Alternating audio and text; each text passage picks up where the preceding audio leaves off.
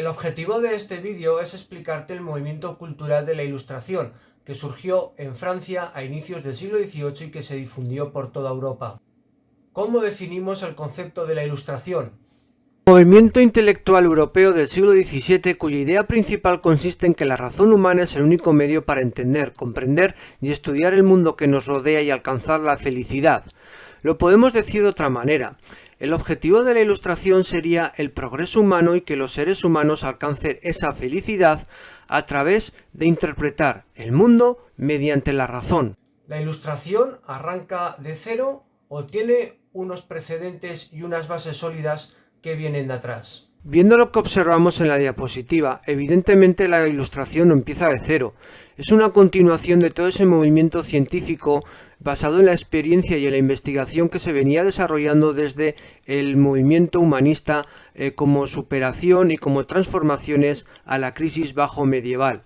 En este sentido, y como precedentes más remotos, más cercanos y no más remotos, sino más cercanos a esa Ilustración, deberíamos destacar en el mundo anglosajón a John Locke, que con esa crítica del absolutismo y el planteamiento de esa división de poderes, o sobre todo a Isaac Newton, que desarrolla el método hipotético deductivo, como veis que se divide en tres pasos fundamentales. En primer lugar, la observación de los hechos producidos. En segundo lugar, el establecimiento de una hipótesis y comprobación de dichos hechos. Y finalmente, el establecimiento de conclusiones y teorías definitivas una vez que se ha comprobado esa hipótesis y confirmado esa hipótesis que se ha realizado. Y también en el mundo latino destacaremos a Galileo Galilei, que también hace gala desarrollando ese método hipotético deductivo. ¿Cuáles son sus principales características? En primer lugar, la primera característica a señalar sería que el hombre puede alcanzar el conocimiento base de la felicidad a través de la inteligencia, como hemos dicho, el uso de la razón para interpretar la realidad. La segunda de las características también es incidiendo sobre lo mismo la creencia en ese progreso humano y en la mejora de sus condiciones de vida, lo cual, nuevamente vuelvo a repetir, se produce mediante la razón. Esa tercera característica haría relevancia a la tolerancia como base de las relaciones humanas, es decir, hay que respetar las opiniones de las otras personas y no defender y creer que tu idea es la mejor y no respetar e imponerla por medios violentos, por ejemplo. La cuarta característica sería esa crítica a la intransigencia religiosa, el hecho de que una religión tiene que ser la única verdadera y las demás no son verdaderas, y la superioridad de una religión, es decir, lo que acabamos de comentar entre medio de esta característica. Para los ilustrados es importante esa característica 3 y 4 porque vienen a basarse en que la tolerancia es importante y que ninguna religión está por encima de las demás. Por otro lado, en quinto lugar, estaríamos hablando del establecimiento de códigos morales basados en la razón y no en la religión. Es decir, la base de gobierno de la sociedad no ha de ser las normas que indica una religión, sea el Islam, sea el cristianismo o sea el judaísmo, por decir las tres religiones monoteístas más importantes de la historia, sino que tenemos que basarlo en la razón, ¿de acuerdo? Y no en la religión.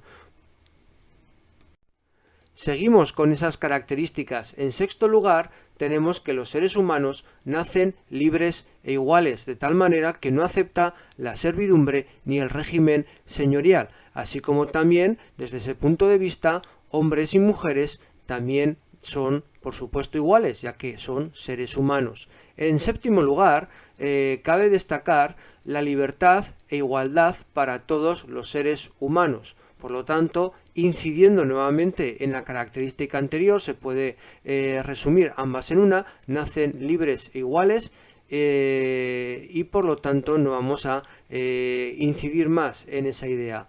La octava característica es que esos ilustrados son partidarios de la educación de la población, para que a través de esa educación se produzca la mejora del país.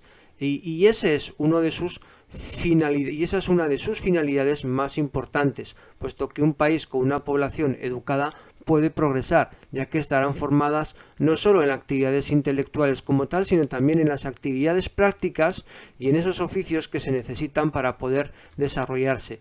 Y la novena característica sería que esa movilidad social no ha de producirse porque el rey te ennoblezca por los servicios prestados, no ha de producirse por un matrimonio entre un noble arruinado y un burgués rico, en donde al burgués le interesa ese matrimonio, ya que aunque él siga pagando impuestos, el nieto ya será noble y por lo tanto quedará exento, mientras que la parte de la nobleza arruinada podrá seguir llevando un tren alto de vida gracias a ese poder económico del burgués, o bien ascender a través del ingreso en el clero.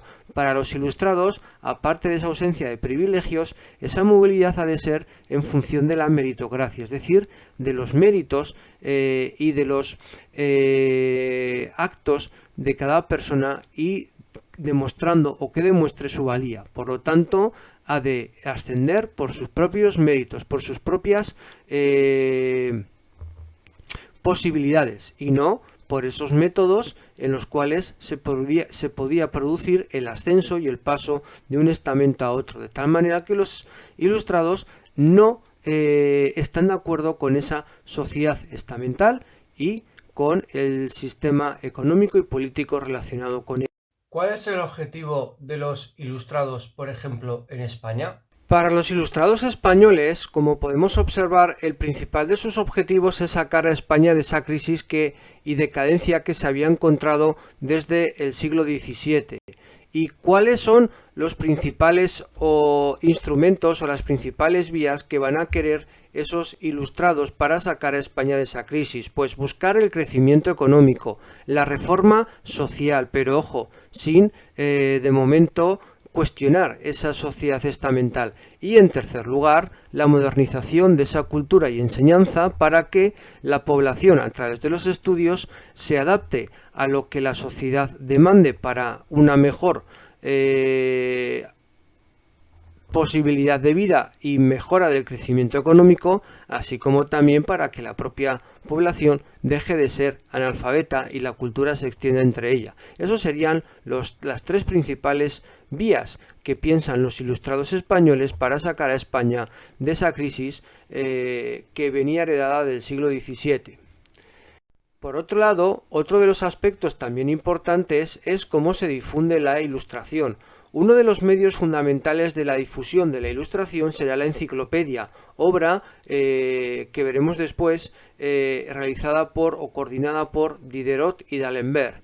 ¿Qué es lo que propusieron ambos autores? Pues sobre todo, como os pongo ahí en la diapositiva, una obra que reúna todo el conocimiento de la época basado en un análisis racional y observando la naturaleza, es decir, de una manera científica. Y luego, otro de los rasgos interesantes es que consta de 35 volúmenes y será publicada a partir de 1751. Otro de los medios de difusión van a ser, por un lado, los salones donde se montan tertulias por parte de las personas que participan de ese movimiento, y las academias, en donde se va a seguir esa tradición académica y exponer en ambos lugares las ideas, así como esa discusión de lo que supone los avances de la ilustración. Pero además, en el caso hispano, todavía existiría otro medio más de difusión, que son lo que se conocen como las reales sociedades económicas de amigos del país.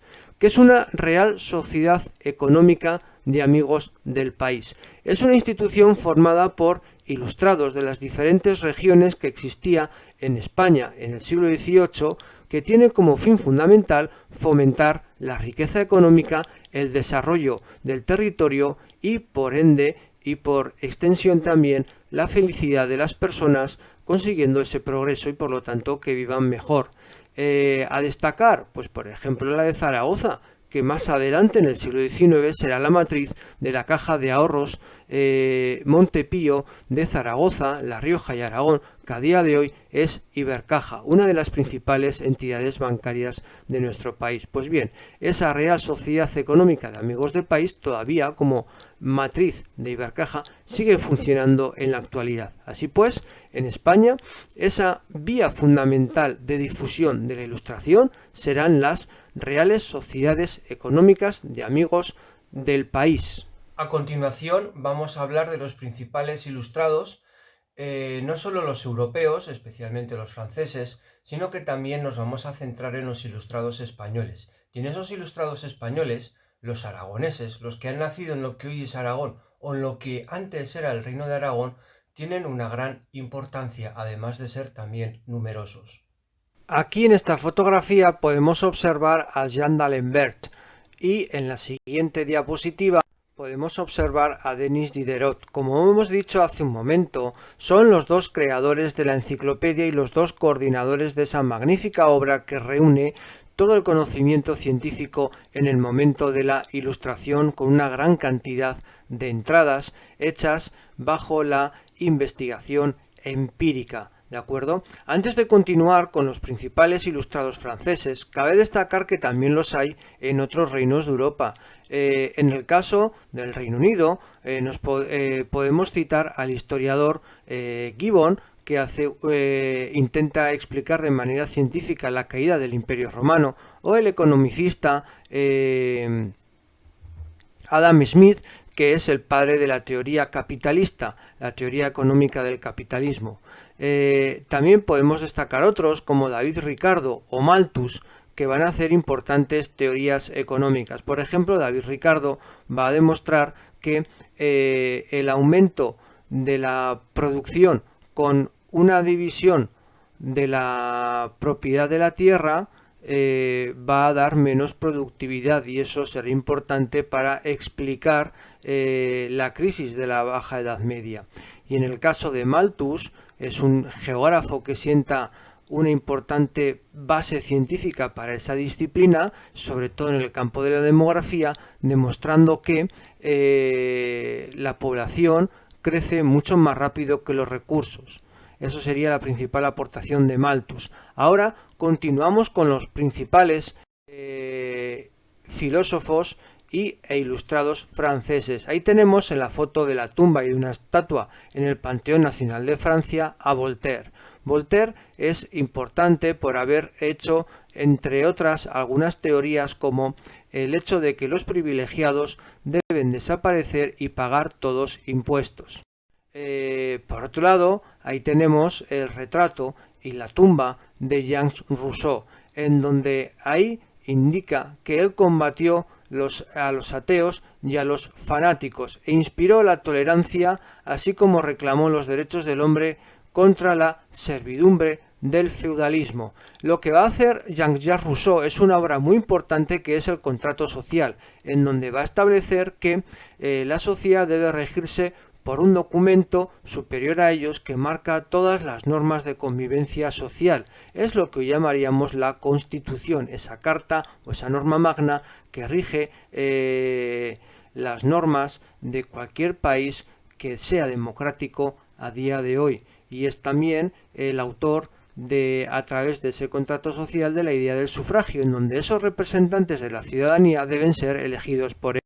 ¿De acuerdo? Y finalmente tenemos a un hombre procedente de la Gironda, el barón de Montesquieu, que da además nombre a la Universidad de Burdeos IV, la que está dedicada al derecho, y que se caracteriza por una obra fundamental publicada en el año 1748, que es El espíritu de las leyes, en donde defiende claramente la división de los poderes, en donde el poder ejecutivo ha de quedar para el monarca, el poder legislativo es exclusivo del Parlamento, mientras que el poder judicial ha de ser ejercido por los jueces, todos los poderes independientes entre sí, de tal manera que se muestra contrario al absolutismo. Y lo que acabamos de ver es que estos tres filósofos franceses lo que van a hacer es establecer las bases de ese sistema, de esa teoría política que es el liberalismo político, que es la base o que supone o que representa la base fundamental de nuestra sociedad actual en aquellos países que, como España, seamos una democracia de derecho. Entonces, en ese caso, y vuelvo a repetir, ¿cuál es esa primera característica enunciada por el barón de Montesquieu? La división de poderes con el legislativo, el ejecutivo y el judicial. Una de las segundas características sería ese contrato social que hemos dicho que sobra de Jacques Rousseau, en donde los gobiernos y las instituciones son fruto del pacto hecho por los ciudadanos a través de sus representantes políticos elegidos por ellos mismos mediante sufragio. Luego, por otro lado, sería la soberanía nacional. Es un concepto totalmente radical a lo que supone el absolutismo. En el absolutismo, la soberanía viene de arriba, viene de Dios. Dios es quien elige al rey para que tenga el poder en la tierra en su nombre. Mientras aquí, para el liberalismo político y para los ilustrados franceses, tanto Voltaire, Montesquieu y Rousseau, y en este caso Rousseau, que es quien enuncia ese principal rasgo del liberalismo político, es que la soberanía, el poder, está en la nación, en las personas que componen esa nación. Por lo tanto, el poder ya no viene desde arriba, el poder va a emanar desde abajo, y el poder lo tienen los ciudadanos, siendo ellos quienes eligen los representantes del poder legislativo para que efectúen y elaboren las leyes que vayan a una mejor convivencia de la sociedad. Y por lo tanto, ese poder popular se expresa a través del voto, a través del sufragio, ¿de acuerdo? Y luego tendríamos una última cuarta característica, esta sí enunciada, como también hemos dicho anteriormente, por Voltaire, en donde el sistema fiscal debe ser igual para todos, de tal manera que no haya grupos como en el antiguo régimen exentos, y de este modo, tanto el clero como la nobleza se vean obligados al pago de impuestos según esta teoría política. Y en quinto lugar, por supuesto, el rey, el poder ejecutivo, ha de ser controlado por el Parlamento, algo que a día de hoy sucede también con todos los países democráticos que se precian. Luego, dejando de lado a los franceses, vamos a centrarnos ya en los ilustrados españoles. Y ahí vamos a ver una serie de personajes concentrados o relacionados con la política y la administración, algunos de los cuales los vamos a ver en los retratos que Goya, nuestro ilustre pintor de Fuendetodos, pintó de ellos. El primero que tenemos ahí es el conde de Aranda, el segundo va a ser el marqués de la Ensenada y el tercero el conde de Floridablanca. Por orden cronológico, hablaremos primero del marqués de la Ensenada, que intentó traspasar ese sistema fiscal que a través de los decretos de Nueva Planta se establece en la Corona de Aragón a Castilla, siendo un sistema mucho más eficaz y eficiente. Sin embargo, las resistencias de los castellanos a cambiar de sistema impositivo harán que el marqués de la Ensenada fracase en su intento. El conde de Aranda, aragonés, uno de los políticos más importantes del siglo XVIII, que ha sido embajador o que fue embajador en París del Estado español y que también participó de algún modo en la independencia de los Estados Unidos cuando España decide apoyar con el ejército o con parte del ejército a los sublevados a la monarquía inglesa. El conde de Aranda ha hecho o hizo una importante labor encabezando una de las facciones o uno de los grupos políticos dentro de la corte, ¿de acuerdo? Y por último, Floridablanca es la persona que en 1787 es nombrado secretario de Estado y es el puesto que a día de hoy ocupa Pedro Sánchez. Por lo tanto, el presidente del gobierno se fundaría en el año 1787, siendo Floridablanca el primero que ocupa esa presidencia de los secretarios de Estado, es decir, lo que hoy serían ministerios que despachan directamente con el monarca para gestionar determinados aspectos o determinadas disciplinas de la sociedad que nos rodea. Bien, vamos por otro lado con logros científicos en las humanidades y en las ciencias sociales. Y ahí, por ejemplo, destacamos a un literato como el que tenemos aquí, que es Leandro Fernández de Moratín, en donde una de sus obras principales en el género del teatro va a ser El sí de las niñas. Y a continuación, en uno de sus autorretratos, observamos a uno de los ilustrados más importantes de España, también de Aragón, y con una gran importancia en su época, y es Francisco de Goya y Lucientes, que llegó a ser pintor de Cámara del Rey y realiza también en su obra o en sus distintas etapas pinturas que van a ser el precedente del expresionismo, sobre todo con esas pinturas negras. Si seguimos en el mundo de la economía, vamos a tener a Pablo Olávide, que sevillano va a hacer un informe sobre una ley agraria, ¿de acuerdo? Luego tenemos a Antonio de Campomanes, uno de los políticos secretarios de Estado que va a fomentar la creación de industrias y sobre todo de esas manufacturas reales en la zona de la meseta para intentar dinamizar esa zona bastante pobre, y por lo tanto esa será su principal aportación como ilustrado. Ahí tenemos otro asturiano, Gaspar Melchor de Jovellanos, con casa en Burdeos, en la cual vivió Goya su periplo francés en esa misma ciudad donde al final acabaría muriendo. Pues bien, Gaspar Melchor de Jovellanos, al igual que Pablo de Olavide, hizo un informe sobre la ley agraria, el llamado la ley de la reforma agraria, que quedó en el cajón, pero que leyendo y observando y analizando esa misma escrito que no llegó a aplicarse, lo que viene a plantear Gaspar Melchor de Jovellanos es su claro liberalismo, mostrado en la necesidad de educar a la población en los oficios prácticos para que el país progrese en lo que realmente se necesita. Por otro lado, defendió también la necesidad de que la tierra sea de propiedad plena y libre, y por supuesto que se creen campesinos de mediano tamaño y que esa tierra pueda venderse o pueda haber en un mercado importante tierra a vender, que era lo que no pasaba en nuestro país en ese momento. La ley es del año 1000, o el proyecto de reforma agraria, que no llegó a ser ley, se hace en 1794. Y ahí tenemos otro aragonés, Ignacio Jordán de Aso, que aquí lo hemos puesto como economista, pero también fue botánico, por lo tanto una persona multidisciplinar. Ignacio Jordán de Aso hace una obra que es Historia de la Política Económica de Aragón. En el campo de las ciencias nos vamos a centrar sobre todo en los ilustrados españoles, que realizaron grandes aportaciones en distintos campos y dominios de estas disciplinas. En primer lugar tenemos al médico turolense Andrés Piquer.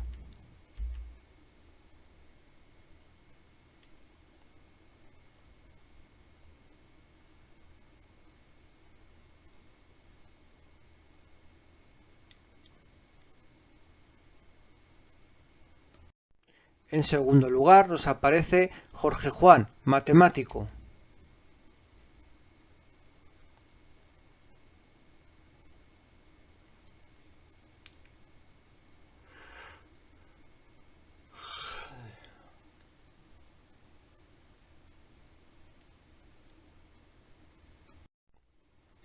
Aquí, en un retrato distinto, tenemos a Rafael Clavijo y Socas, militar e ingeniero naval canario.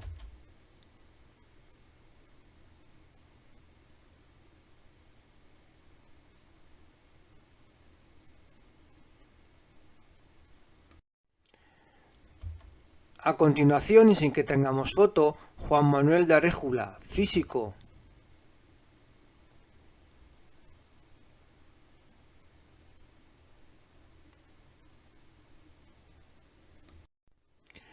Aquí tenemos otra persona importante, José Celestino Mutis, un botánico que además procedía de la América Española.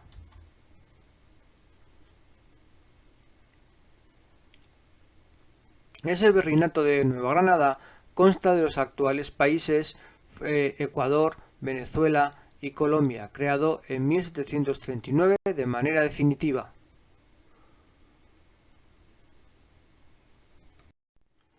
Aquí volvemos de nuevo a otro ilustrado aragonés, del cual ya hemos citado Jordán de Aso en su faceta económica, pero no lo hemos citado en su faceta de botánico.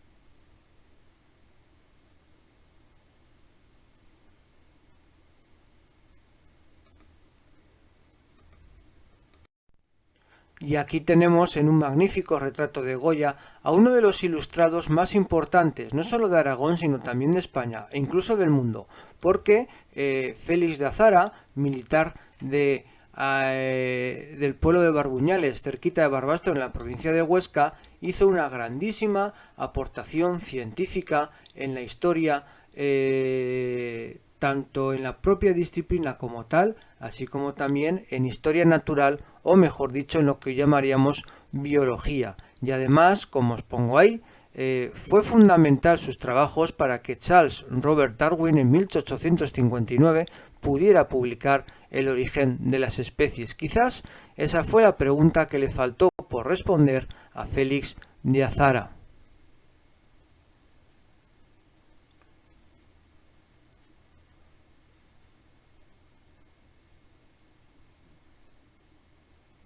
¿Qué conclusiones o qué balance podemos realizar de la Ilustración? Evidentemente es un movimiento que, aunque se desarrolle en el antiguo régimen, plantea una importante crítica hacia el mismo y constituye la base fundamental desde el punto de vista ideológico, que va a estar en la base de las revoluciones de 1776 de Estados Unidos y sobre todo de 1789 de Francia, en donde de ambos saldrán nuevos países, en donde se deje de lado la monarquía absoluta y se apueste por fórmulas de monarquía limitada o de república con, en todo caso, separación de poderes y siguiendo las teorías del liberalismo político, así como también esa igualdad de los ciudadanos ante la ley defendida por los ilustrados. Esas serían, bajo mi punto de vista, las principales consecuencias o repercusiones que tuvo esa ilustración.